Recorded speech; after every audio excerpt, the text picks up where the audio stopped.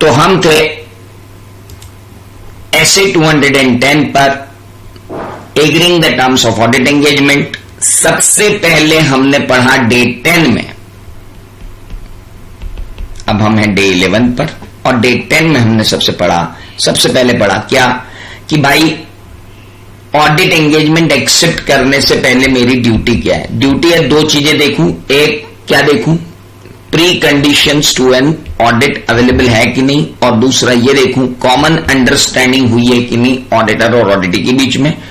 Common understanding हुई है या नहीं हुई है ये देखने के लिए मैं ऑडिट एंगेजमेंट लेटर भी इशू कर सकता हूं और मैं एग्रीमेंट भी इशू कर सकता हूं। ऑडिट एंगेजमेंट लेटर इशू करता हूं तो ऑडिट एंगेजमेंट लेटर में क्या क्या होना चाहिए कि साहब मैंने अपॉइंटमेंट एक्सेप्ट कर लिया है, ऑडिटर की रिस्पॉन्सिबिलिटी क्या है, मैनेजमेंट की रिस्पॉन्सिबिलिटी क्या है, टेंटेटिव डेट ऑडिट की क्या है, ऑडिट कब शुरू हुआ कब खत्म होगा, मैनेजमेंट को क्या प्रिपरेशन करके रखनी है, हमारी फीस क्या रहेगी, और हमारा ऑडिट है subject to peer review. Peer का मतलब होता है पर्सन ऑफ सिमिलर स्टैंडिंग, और रिव्यू का मतलब होता है जब पर्सन ऑफ सिमिलर स्टैंडिंग मेरे यहां आएगा और ऑडिट परफॉर्म करेगा तो हम उसे कहते हैं क्या, that is known as peer review.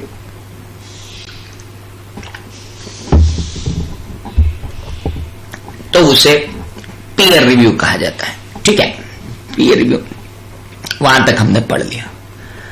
अब बात आती है, कल एक क्वेश्चन भाई ने पूछा था नाउ अब उन्होंने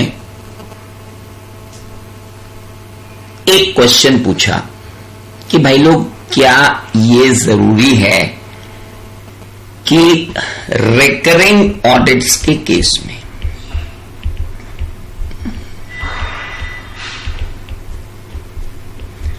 अब देखो कंपनीज एक्ट में तो यार ऐसा है कि ऑडिटर का अपॉइंटमेंट 5 इयर्स के लिए हो रहा है, तो अब उसको हर साल तो कुछ भेजने की जरूरत है नहीं, है ना। कंपनीज एक्ट में तो ऑडिटर का अपॉइंटमेंट हो रहा है कितने ईयर्स के लिए, 5 इयर्स के लिए, तो भाई को तो कोई बार बार भेजने की जरूरत तो है नहीं, हर बार जब रीअपॉइंटमेंट होगा तब भेज देंगे। लेकिन कोऑपरेटिव सोसाइटीज हैं, ट्रस्ट हैं, टैक्स ऑडिट है, इनमें तो सब हर साल अपॉइंटमेंट होता है।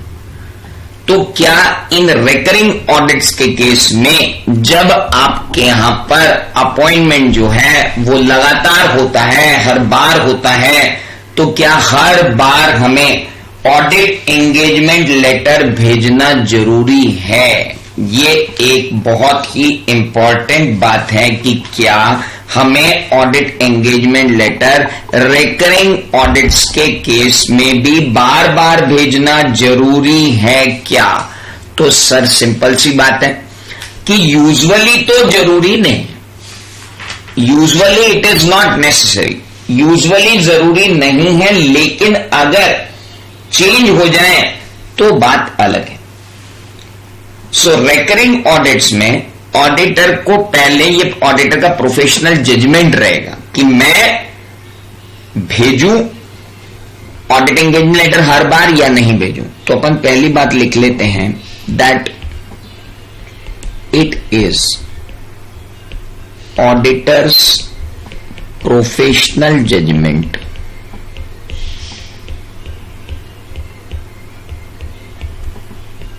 to issue audit engagement letter on appointment, on accepting the reappointment.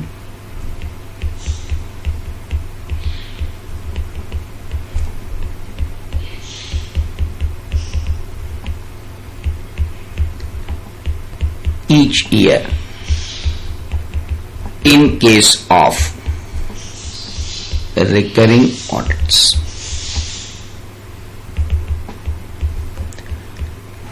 Auditor may refer old audit engagement letter while accepting reappointment.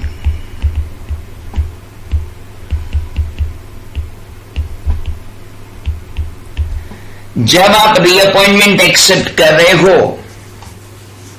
तो आप क्या कर सकते हो, जब आप रीअपॉइंटमेंट एक्सेप्ट कर रहे हो तो ऑडिटर का ये प्रोफेशनल जजमेंट है कि वो इशू करे audit engagement later on accepting the reappointment each year in case of recurring audits. Okay, और चाहे तो नया एक्सेप्टेंस लेटर में वो ये लिख सकता है कि साहब I am accepting the appointment subject to terms and conditions which are mentioned in our audit engagement letter dated so and so. जब हमने इशू किया था उसका रेफरेंस दे दो। लेकिन ये स्टैंडर्ड कहता है दैट ऑडिट एंगेजमेंट लेटर जो है वो आपको भेजना ही चाहिए। यू हैव टू, ऑडिटर शैल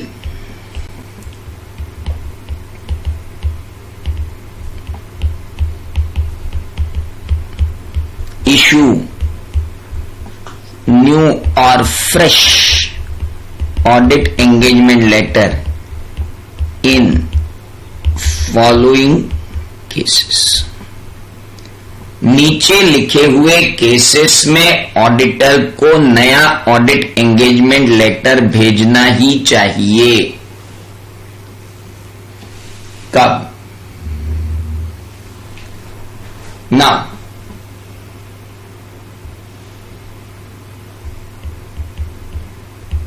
अगर चेंज हूं। कहां चेंज हूं? अगर चेंज हो टर्म्स ऑफ एंगेजमेंट में,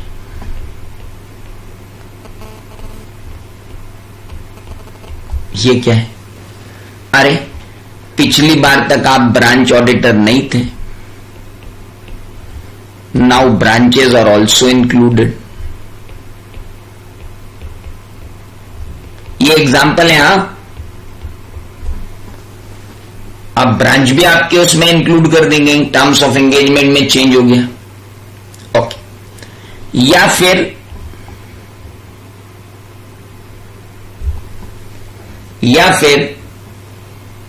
change in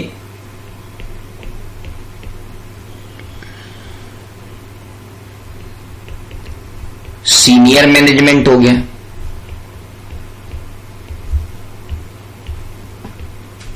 new directors appointed. Majority में तो वही है जो नया अपॉइंटेड है। या चेंज इन ऑनरशिप हो गई, बाई टेक ओवर हो गया। पुराने लोग चले गए, नए लोग आ गए, तो नए लोगों को फिर से नई घोड़ी नया दाम, सो टेक ओवर हो गया। एक एक एग्जांपल लिखवा रहा हूं मैं आपको। या फिर क्या हुआ,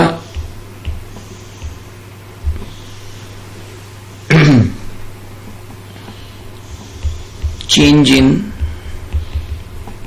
nature and size of the entity. अरे इस एंटिटी ने किसी को टेक ओवर कर लिया यार, अब उसका भी ऑडिट करना पड़ेगा। टेक ओवर और डाइवर्सिफिकेशन बाय ऑडिटिंग इन करंट ईयर। करंट ईयर में डाइवर्सिफिकेशन हो गया, क्या करें? तो अब जब विशाल सोलंकी जी, ये तो अब change in nature and size of the entity होगा तो फीस तो चेंज होगी, दैट इज देयर। अरे यार वेटिंग रूम में मैं अपना कॉन्सेंट्रेट करूं कि वेटिंग रूम में देखूं, मैं 10-10 मिनट में ऐड कर लूंगा वेटिंग रूम वालों को, और मैं भी क्या कर सकता हूं। Let's move. अब sir change in statutory provisions. Statutory provisions change हो गए।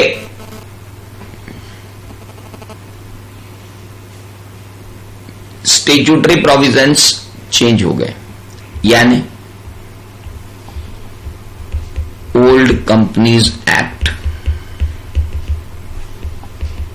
replaced by new companies. तो क्या करूं? ओके, और चेंज इन FRF, लो जी, न्यू अकाउंटिंग स्टैंडर्ड नोटिफाइड,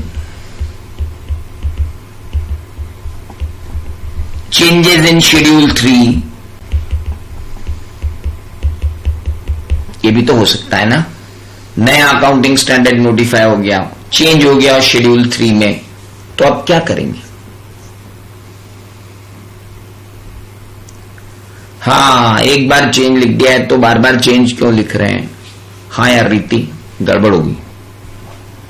वो चेंज मैंने, पर तुम सही हो, मैं क्यों अपने आप को सही सिद्ध करूं? जब तुम सही ही हो तो क्या वो यूं तो मैं कन्विंस कर दूंगा कि वो चेंज, ये चेंज, पर कोई मतलब नहीं, गलती तो हुई है। देखो नाउ नेक्स्ट, अगला और क्या हो सकता है? चेंज इन रिपोर्टिंग रिक्वायरमेंट,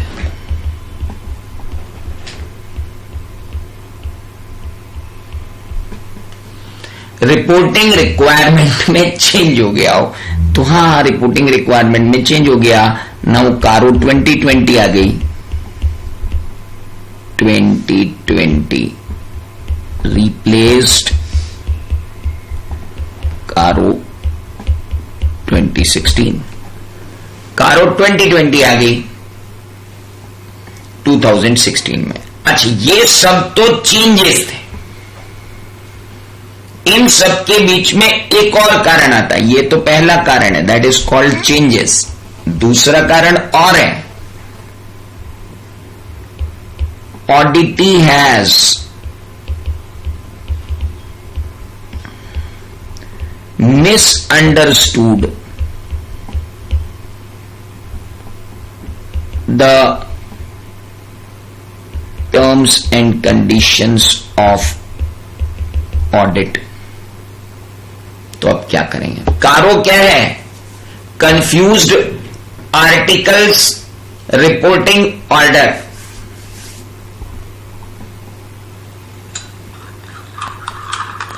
लिख लिया? Confused articles reporting order. गधों, लिख भी लिया होगा कुछ नहीं।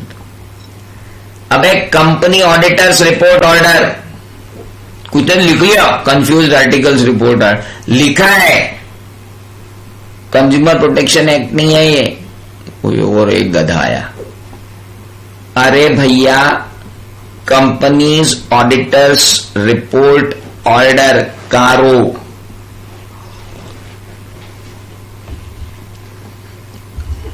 कुछ न लिख लिया। कंफ्यूज्ड आर्टिकल लिखने के बाद सोच रहे होंगे यार ये ऐसा कैसा ऑर्डर है, तुम कुछ नहीं हो सकता तुम्हारा, ब्याह कैसे करोगे? मेरे को तो यही समझ नहीं आ रहा है। चलो, हो गया क्लियर? अब आगे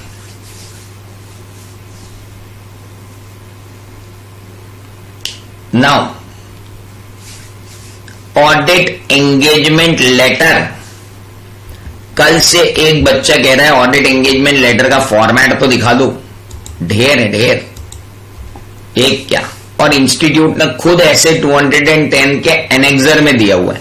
तो जिन भी लोगों को ऐसी इच्छा हो रही है, अंदर से आंदोलित हो रहे हैं कि उनको ऑडिट एंगेजमेंट लेटर देखना है, तो ICAI.org पे जाओ, ऐसे 210 डाउनलोड करो, ऐसे 210 के अपेंडिक्स में जाओ और 6 पेज का ऑडिट एंगेजमेंट लेटर देखो।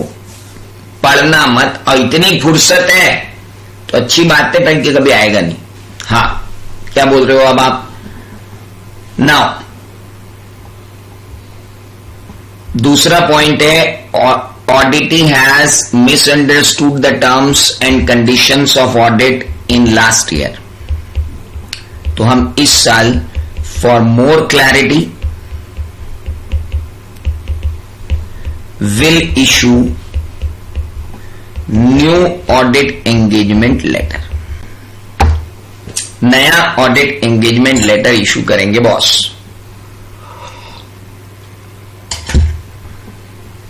ऑडिट।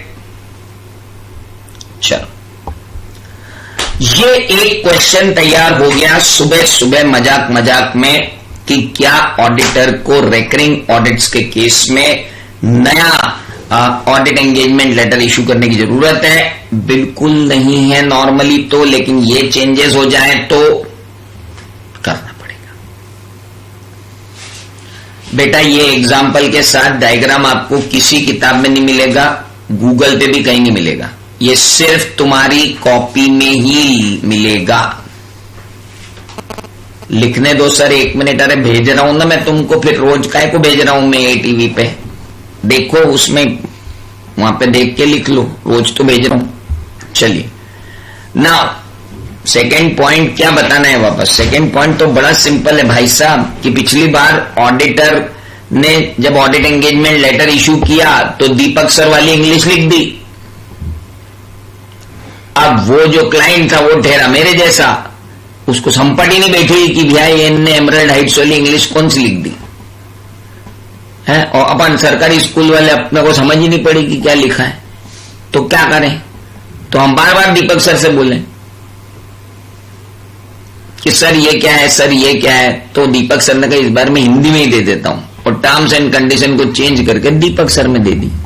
कोई दिक्कत नहीं, दीपक सर की हिंदी इंग्लिश दोनों अच्छी, उन्होंने बढ़िया समझा के दे दी, क्लाइंट सेटिस्फाइड है ना, very simple. So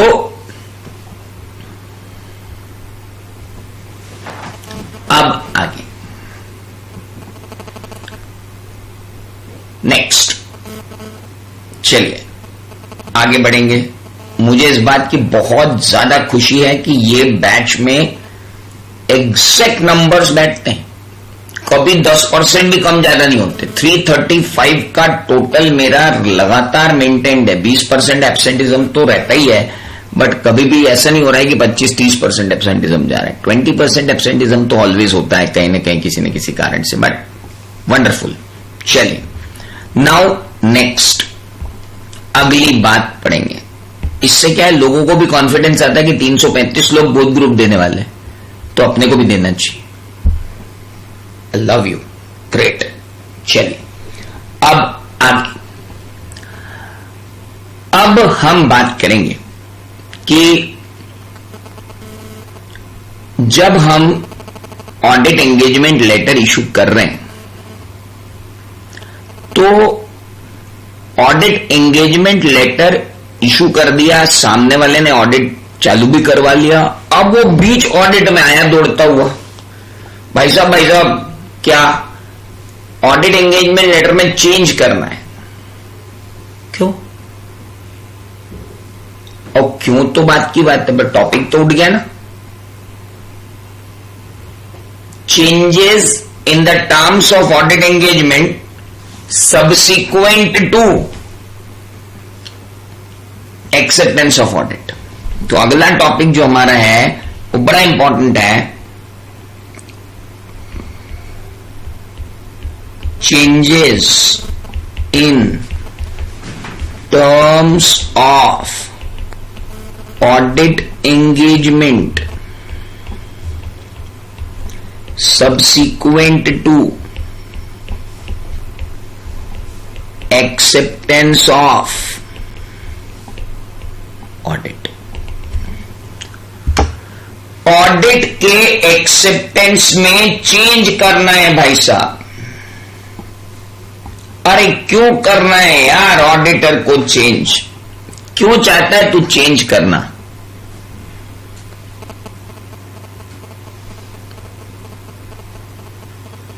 Important is now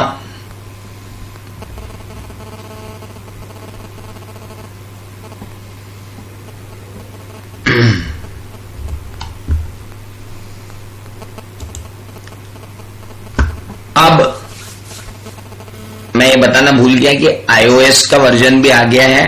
आज आप मुझे प्लीज SMS करके, जिन लोगों को iOS पे ये वाला वर्जन लेना है ATV का, वो मुझे बोल दें तो मैं उनको iOS वर्जन का कोड भेज दूंगा and they can download it on iOS, iPad, wherever you want, Mac, wherever you want, you can download it। Find it. Windows और लैपटॉप वाला तो पहले से अलाउड है।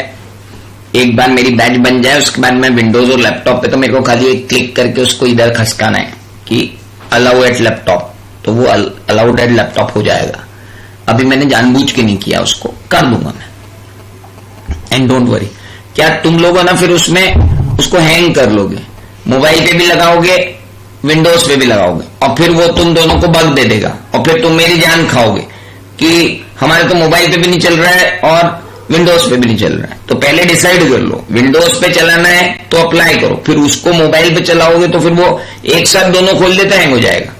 जैसा होता है ना अपने नेटफ्लिक्स में, अमेजॉन पे, कि वो दो स्क्रीन की परमिशन देते ही नहीं, वो एक ही स्क्रीन की परमिशन दे रहा। अब एक स्क्रीन चालू करते दूसरी चालू कर ली तो फिर गड़बड़ हो जाती। हुसैन जौहर, तू EIS जरूर ज्वाइन करना। तू मेरे से पूछ रहा है कंप्यूटर पे चलेगा ना कि सिर्फ लैपटॉप पे चलेगा। तेरे इस क्वेश्चन पे ना तालियां। तूने जो क्वेश्चन पूछा ना, और मजा आ गया मेरे को हुसैन, जो तूने पूछा कि लैपटॉप पे चलेगा कि कंप्यूटर पे। तेरे को EIS जरूर ज्वाइन करनी। नाउ अब changes in terms of audit engagement subsequent to acceptance of audit। बस यही मजा है लाइव बैच का कि बीच बीच में आदमी के साथ एंटरटेनमेंट होता रहता है और आप लोग मुझे ऐसे मौके उपलब्ध कराते रहते हैं। तो changes in terms of audit engagement subsequent to acceptance of audit. यार एक्सेप्टेंस ऑफ ऑडिट जो है उसमें आपको जब बात करनी है तो अब वो आया, बोले भाई साहब टर्म्स एंड कंडीशन चेंज कर दूं। क्यों कर दूं? कारण तो बता। यार आप है ना मेरे से बार बार पूछ रहे हो डेटर के बारे में कि डेटर की लिस्ट लाके दो, डेटर की लिस्ट लाके दो, डेटर की लिस्ट लाके दो। मैं नहीं दे पाऊंगा डेटर की लिस्ट। तो हमने कहा हम भी नहीं दे पाएंगे अनक्वालिफाइड ओपिनियन।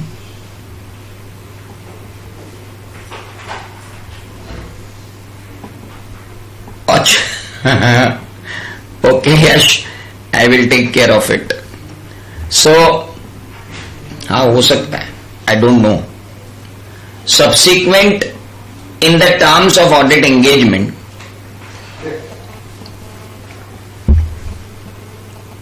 के बारे में जब आप बात कर रहे हो, हमने पूछा भाई क्यों चेंज आ रहे हैं। बोले यार आप इतने क्वेश्चन पूछ रहे हो, इतना क्वेश्चन पूछ रहे हो, नहीं हम नहीं लाके दे सकते डेटर का स्टेटमेंट, हम नहीं लाके दे सकते आपको डेटर्स की लिस्ट, हम नहीं कर सकते सब। तो हमने कहा भाई नहीं कर सकते तो मैं क्वालिफाइड ओपिनियन दे दूंगा। फिर बोले सर यार खाली लेजर देख के ओपिनियन दे दो ना। और लेजर देख के कैसे ओपिनियन दे दो यार, एक्सटर्नल कंफर्मेशन जब तक नहीं मंगाऊंगा डेटर से तब तक मैं कैसे बोलूंगा कि ये सही है। मैं नहीं कर पाऊंगा भाई साहब। ये रिव्यू होता ना तो कर देता, पर ये ऑडिट है, या मेरे को sufficient and appropriate audit evidence चाहिए, मेरे को रीजनेबल एश्योरेंस चाहिए। सर एक काम करो, ऑडिट को रिव्यू में कन्वर्ट कर दो। मतलब आप ऑडिट रिपोर्ट ही मत दो, आप तो रिव्यू रिपोर्ट दे दो। फिर तूने मजाक समझ रखा है? ये कोई किराने की दुकान है कि आया और बोले ये दे दो, ये महंगा है तो ये दे दो, नमस्ते, नहीं हो पाएगा। पागल समझ रखा है? ऑडिट कर रहा हूं, ऑडिट करते करते तू आके बोल रहा है इसको रिव्यू में कन्वर्ट कर दो क्योंकि तुम ऑडिट में पूछताछ ज्यादा कर रहे हो। ऑडिट हम किसी और से करवा लेंगे, तुम तो रिव्यू करके चले जाओ। ए भैया ये ना हो पाएगा, तुम्हारे लक्षण ठीक नहीं लग रहे, ये बिल्कुल नहीं हो पाएगा, पॉसिबल नहीं है। दूसरा कारण लिखवाऊंगा मैं बाद में, पहले समझ लो। सर जी एक गलती हो गई जी, हमने अभी अभी हमारा गवर्निंग स्टैट्यूट पढ़ा है। अच्छा सर उसमें लिखा है कि ऑडिट तो करवाना ही नहीं है, उसमें तो रिव्यू करवाना है। उन्होंने लिखा था रिव्यू बाय चार्टर्ड अकाउंटेंट। हमने सोचा अब हमें तो ऑडिट और रिव्यू के बीच में अंतर मालूम नहीं है, तो हम आए आपके पास और हमने कहा जी ये ऑडिट करवाना है। तो आप ही ने तो कहा था ऑडिट करवाना है। जी सर, हमने कहा था ऑडिट करवाना है, पर देखिए स्टैट्यूटरी रिक्वायरमेंट कहती है रिव्यू ही करवाना है। वैसे तो ऑडिटर को भी स्टैट्यूटरी रिक्वायरमेंट देख ही लेना चाहिए थी, पर ठीक है, क्लाइंट कंफ्यूज था। उसने बोला सर ऑडिट कर दो, ऑडिट कर दो, ऑडिट कर दो। फिर एकदम से उसको ध्यान आया कि अरे यार ऑडिट तो करवाना ही नहीं हो, तुमको तो रिव्यू करवाना है। अब ऐसे केस में कि जब आपसे क्लाइंट कह रहा है कि सर यार प्लीज यार रिव्यू कर दो यार, मत करो यार ऑडिट,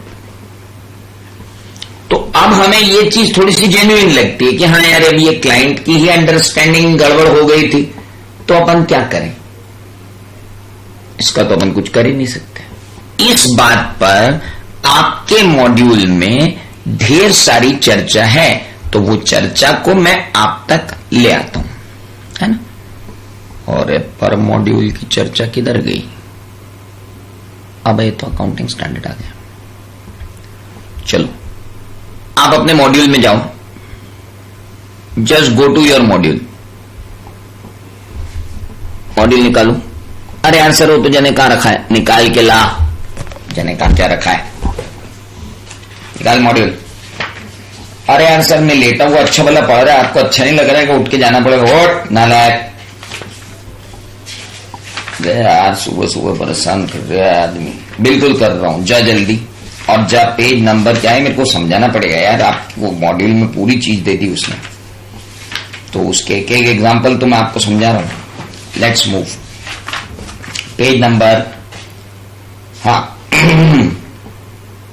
1.33 आ जाओ। मॉड्यूल नंबर 1 ही है जयेश अग्रवाल जी प्रभु। Module number 1 of 2, paper number 6, intermediate course, group 2 में है, ऑडिट।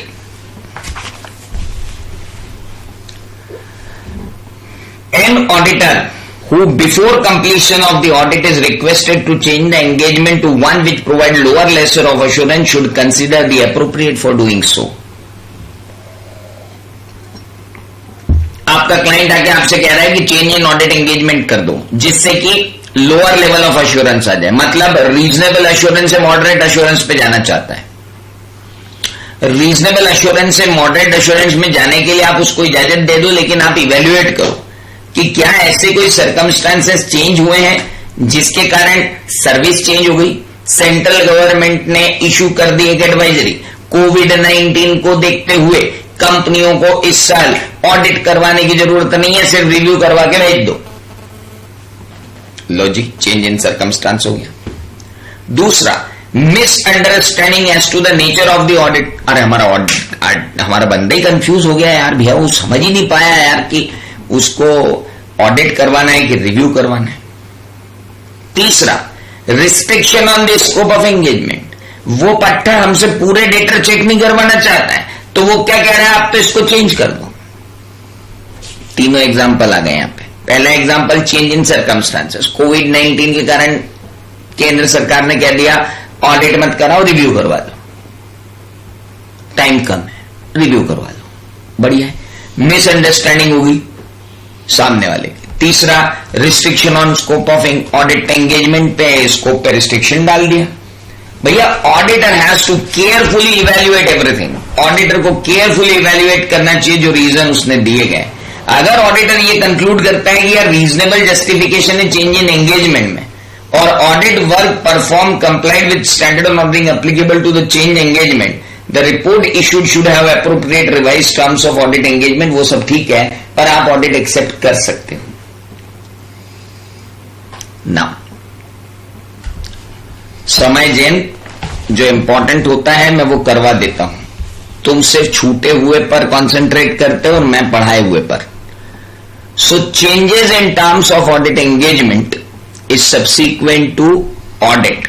तो जरा इधर आ जाओ मेरे दोस्त कि हमें लिखना है usually changes after acceptance of audit. which usually changes after acceptance of audit in terms and conditions which results in lower level of assurance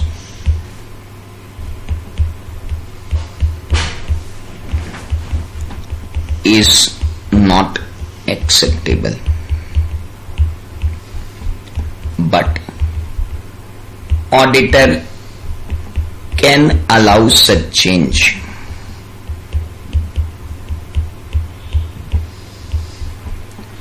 Auditor can allow such change, keeping in mind the following.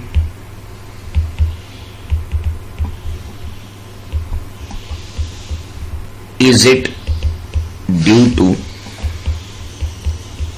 change in circumstances?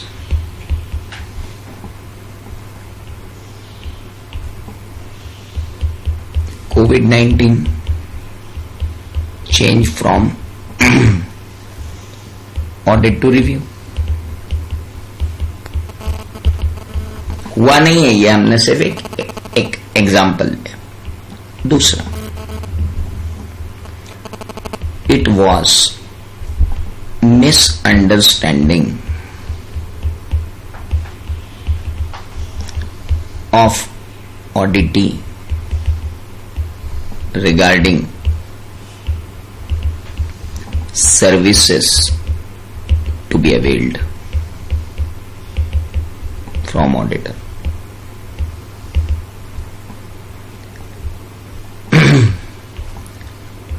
Misinterpreted review into auditing.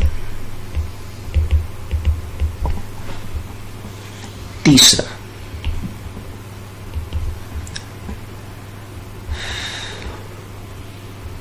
want to put restriction on scope of audit.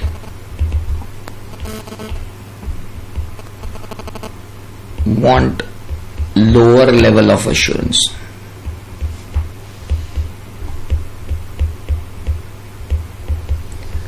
To prevent auditor to inquire more.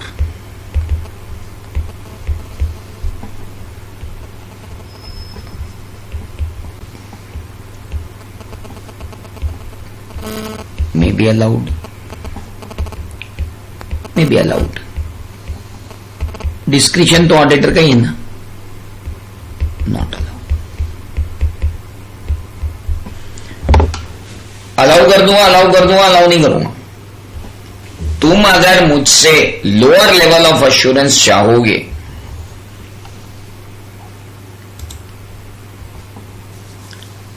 तो मैं कैसे allow करूंगा? और वो भी इसलिए कि मैं पूरा ऑडिट कर रहा था तो तुमको पेट में दुख रहा था, तुमने कहा साले से रिव्यू करवा लो, तो ऐसा थोड़ी करने दूंगा यार मैं.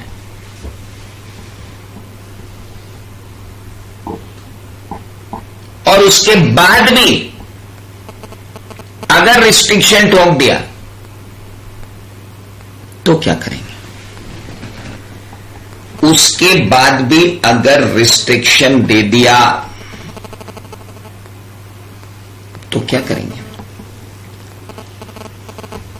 Very good. वैभव कानूनगो, बिल्कुल सही बात है.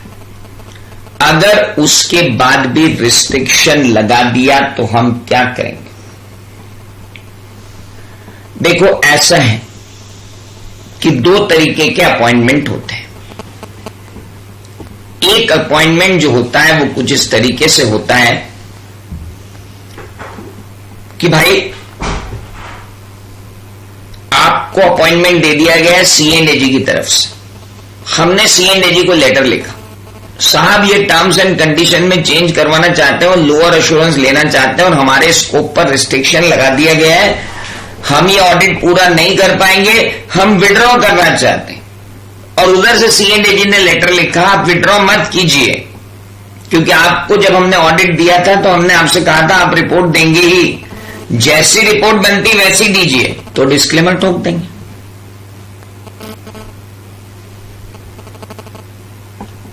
सिमरन बेटा डिस्क्वालिफाइड नहीं, डिस्क्लेमर कर लेंगे। और अगर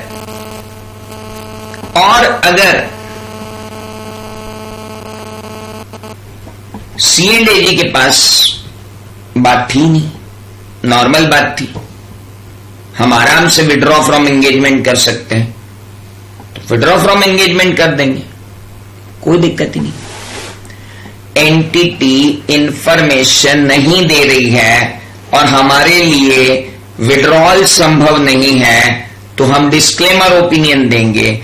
और अगर विड्रॉल संभव है तो कोई दिक्कत ही नहीं।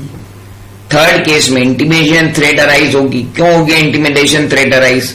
हम क्या किसी के ऊपर डिपेंडेंट है कि इंटिमिडेट हो जाएंगे कि भाई सामने वाले को हमने छोड़ दिया तो हमारा क्या होगा, हमारे बीवी बच्चे कैसे पलेंगे? ऐसे थोड़ी काम कर रहे हैं हम लोग।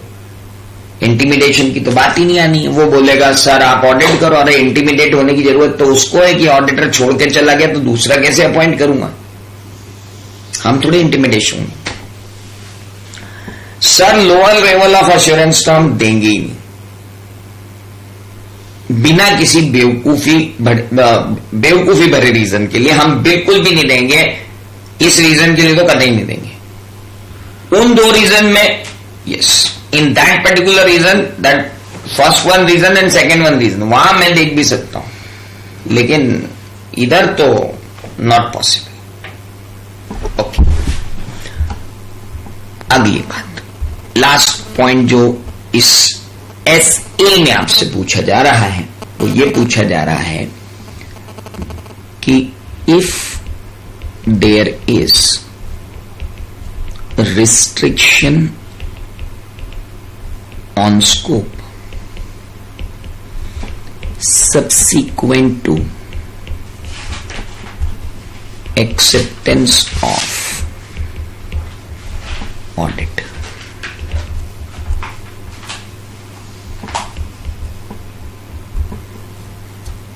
which impairs auditor ability to form and express opinion. Simple. बिल्कुल दूसरे वाले ऑडिटर को पुराना वाला ऑडिटर बताएगा कि तेरे को ऑडिट एक्सेप्ट करना है तो कर ले बाबू, नहीं तो भाई देख ले भाई मेरे साथ ये हुआ है, तेरे को एक्सेप्ट करना है, तेरा प्रोफेशनल जजमेंट है, तो अतिशय देखना ही पड़ेगा ना। We have to. So if there is restriction on scope subsequent to acceptance of audit which impair auditor's ability to form and express opinion, आपने इतने रिस्ट्रिक्शन ऑडिटर पे लगा दिए, वो डेटर्स मांग रहा है, आप डेटर्स की लिस्ट नहीं दे रहे हो, वो डेटर का कंफर्मेशन मांगना चाह रहा है, आप डेटर का कंफर्मेशन नहीं दे रहे हो, वो स्टॉक को वेरीफाई करना चाह रहा है, आप स्टॉक वेरीफाई नहीं करने दे रहे हो, वो फिक्स एसेट वेरीफाई करना चाह रहा है, आप उसे फिक्स एसेट वेरीफाई नहीं करने दे रहे हो, वो फिक्स एसेट की रजिस्ट्री देखना चाह रहा है, आप उसे फिक्स एसेट की रजिस्ट्री लाके नहीं दे रहे हो, यानी फिक्स एसेट वो देख नहीं पा रहा है, इन्वेस्टमेंट वो देख नहीं पा रहा है, स्टॉक वो देख नहीं पा रहा है, डेटर वो देख नहीं पा रहा है, बैंक तुमने साला रिकंसाइल नहीं किया 5 साल से। अब इतने रिस्ट्रिक्शन अगर मेरे ऊपर थोप दोगे तो मैं क्या खाक ओपिनियन दूंगा? तो ऑडिटर से बोला अगर पॉसिबल है और applicable laws and regulation allow करते हैं, if applicable laws and regulations allows for withdrawal, भैया रिजाइन कर दो।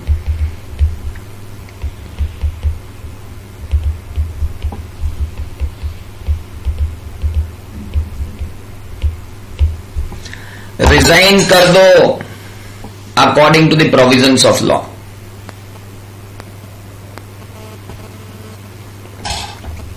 Just resign in accordance with the provisions of law, tension ही नहीं।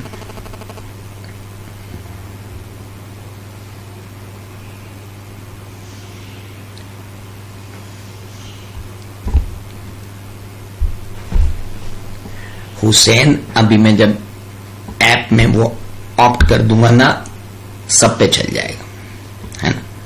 ये कोई कस्टमाइज्ड ऐप, ये कोई ऐसा ऐप तो है नहीं कि जिसको मैंने बनवाया, जैसे जूम है कि नहीं, जेनरिक ऐप है, सब पे चल जाता है। तो मैंने जो ऐप लिया है ये जेनरिक ऐप है, इसमें बहुत R&D हो चुकी। जेनरिक ऐप को यूज करने का एक फायदा होता है कि उस पर R&D बहुत हो चुकी होती है। कस्टमाइज्ड ऐप करवाने में बहुत प्रॉब्लम होती है।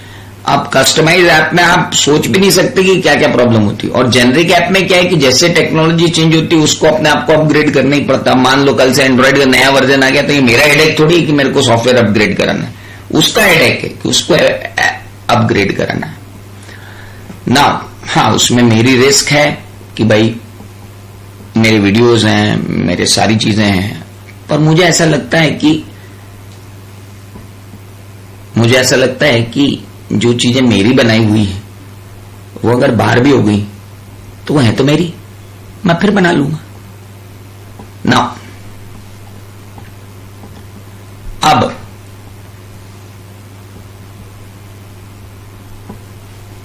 अगर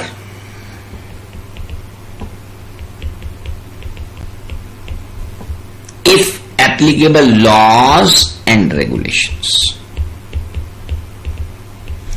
does not allow for withdrawal,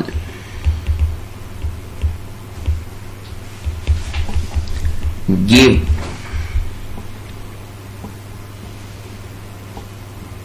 क्या करूं?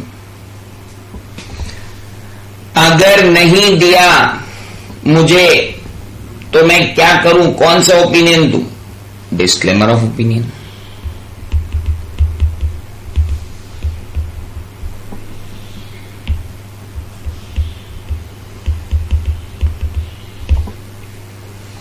सो आपके मॉड्यूल में बहुत क्लियरली दिया है, तो चलिए ना, अगर मैनेजमेंट ने रिस्ट्रिक्शन लगाया तो मैं विड्रॉ कर दूंगा, और विड्रॉ नहीं कर पाया तो मैं क्या कर दूंगा? डिस्क्लेमर दे दूंगा। चलो, ये तो सिंपल सी बात होगी। चलिए,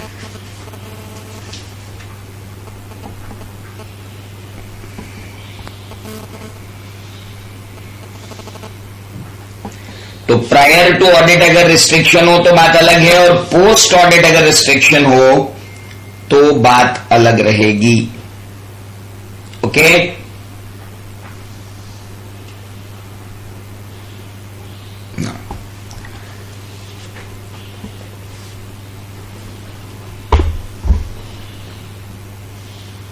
क्लाइंट को बताना जरूरी रहेगा। बिल्कुल, क्लाइंट से डिस्कस करके ही काम करेंगे ना।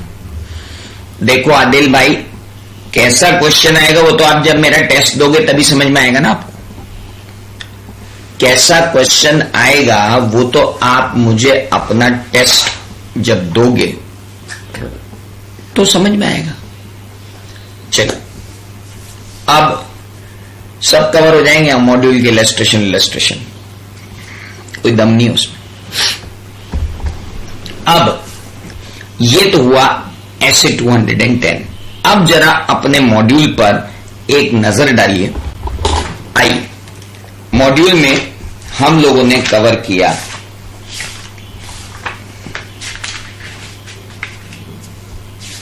That is meaning and definition of audit, objective of audit, scope of audit, aspects to be covered in audit, types of audit, advantages of audit, inherent limitations of audit.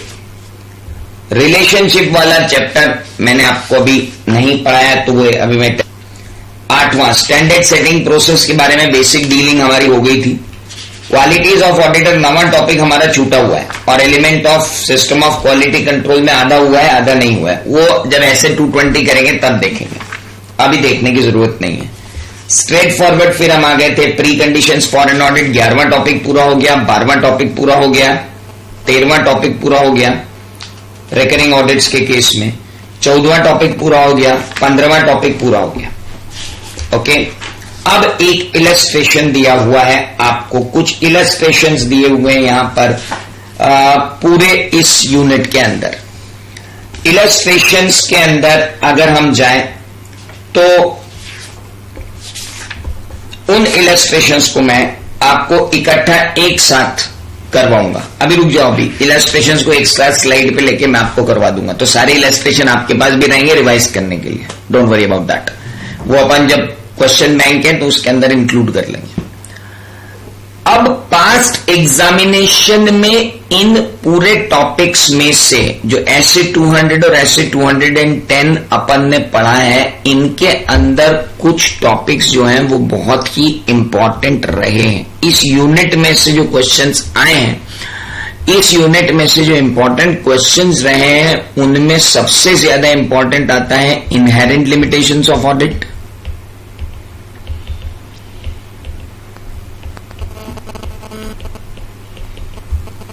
पहली priority पे। हाँ 7, 9, 10 बाद में देखेंगे, अभी नहीं। 7, 9, 10 टॉपिक आपको नहीं पढ़ना है, अभी एग्जाम में कभी नहीं आए ना कभी आएंगे, सिर्फ अपन अपने रेफरेंस के लिए पढ़ेंगे। तो इनहेरेंट लिमिटेशंस ऑफ ऑडिट, ये एक पहली बात हुई। दूसरी बात जो कई बार लगातार पूछी जाती रही, वो प्रोफेशनल स्केप्टिसिज्म है।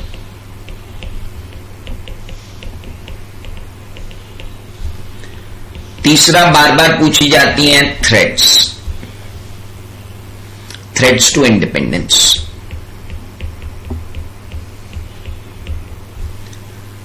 चौथा बार पूछा जाता है audit engagement letter, whether each year shall issue. क्या ऑडिट एंगेजमेंट लेटर हर बार इशू करना जरूरी है? पांचवा जो पूछा जाता है, बहुत बार पूछा जाता है, वो है ये restriction on scope, pre and post, और आखिरी pre conditions to an audit.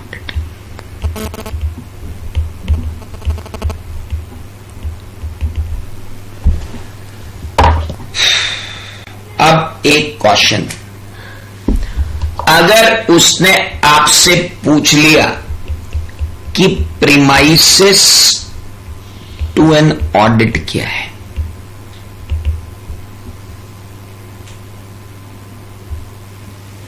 तो it would be a surprising question. Premises to an audit क्या है? देखो, स्कोप, इंडिपेंडेंस वो तो अपनी जगह है, वो तो आते ही है। मैं तो स्टैंडर्ड ऑन ऑडिटिंग की बात कर रहा हूं। ऐसे के टॉपिक लिए मैंने भाई, ऐसे के टॉपिक,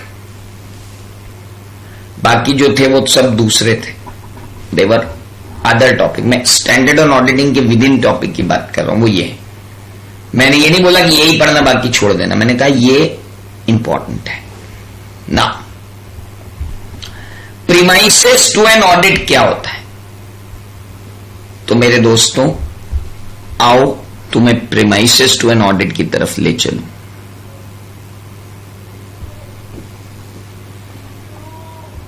इस पूरी चीज को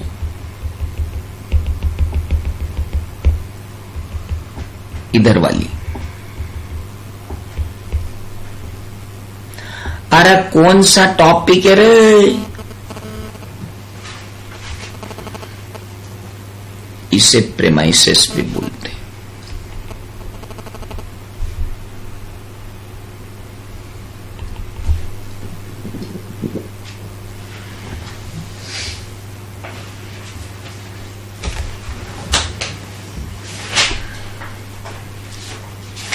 प्रीमाइसेस का मतलब यहां होता है काम करने लायक कंडीशंस।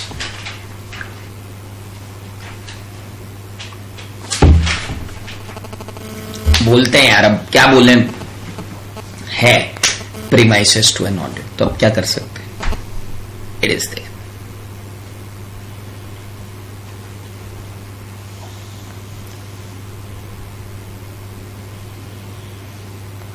मत पहचानना दिल, 2-3 अटेम्प्ट में पहचानना सीख जाएगा।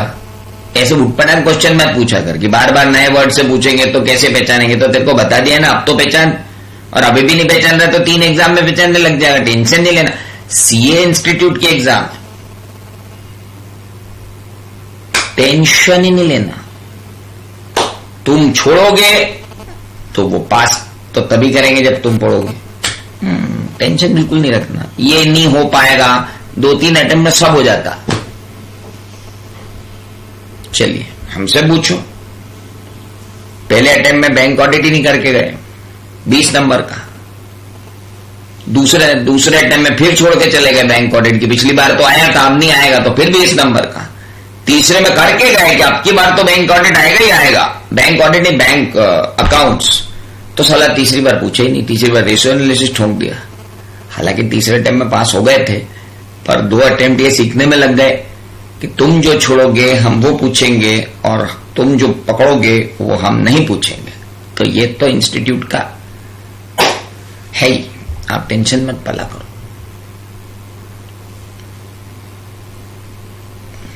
और कौन पूछता है कितने अटेम्प्ट लगे,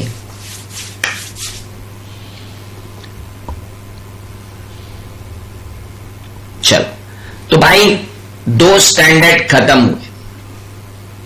मॉड्यूल में दिया हुआ है प्रीमाइस किसे कहते हैं, दिया हो देख लो, चलिए उसमें वही 3 चीजें मिलेंगी। नाउ अब स्टैंडर्ड ऑन ऑडिटिंग में दिया हुआ है प्रीमाइस किसको कहते हैं, टेंशन मत लें। कल आप टेस्ट दे रहे हो, ओके, और टेस्ट होगा स्ट्रिक्ट एग्जामिनेशन कंडीशंस में, आप सबको टेस्ट देना है और ये टेस्ट एग्जामिनेशन कंडीशन में होगा, सबको नहीं देना है, मैं किसी को नहीं बुला रहा, जिसको अपनी जिम्मेदारी लगती हो आए। ट्रू फॉल्स विथ रीजन आएंगे Vishant Solanki, true false with reason आएंगे, है ना, जिसको जिम्मेदारी लगती हो आए भैया, बाकी कोई दिक्कत नहीं है। ऐप ऑपरेट करते ही नहीं बन रहा है तो बेटा आप कुछ नहीं हो सकता, जीवन में तो कछु ना हो पाएगा, ऐप ऑपरेट नहीं करना है तो। चलिए ना, ऑनलाइन लिखना है पेपर, बताऊंगा कैसे लिखना है पेपर। चलिए मैं तो स्क्रीन शेयर पर ही पेपर दूंगा, ताकि वो पेपर कोई सबको बटेगा भी नहीं, और स्क्रीन शेयर के बाद आई विल अलाउ इट। चलिए डे 7 के नोट्स नहीं है ऐप पे, ऐसा देखता हूं क्यों नहीं है। चल बाय, कल मिलते हैं।